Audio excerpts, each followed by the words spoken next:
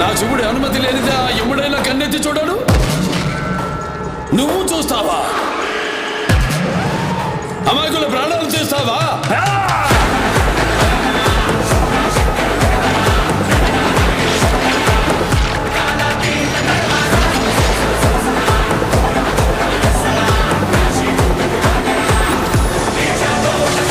బిర్యానీ ఓ ఖడ్గం శాసిస్తే కొన్ని వందల రాజ్యాలు ఆ ఖడ్గానికి తల వంచి బానిసలైతే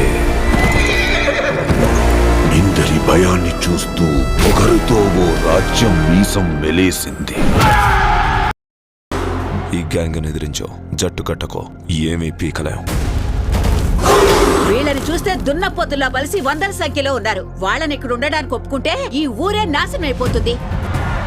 ఒకళ్ళు ఇద్దరు కాదు, 100 మందికి పైగా ఉన్నారు.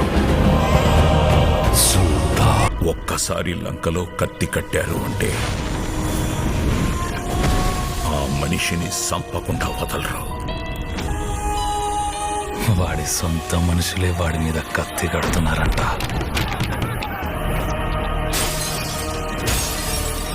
ఆ విషయంలో ఊరంతా ఒక్కటైపోయింది.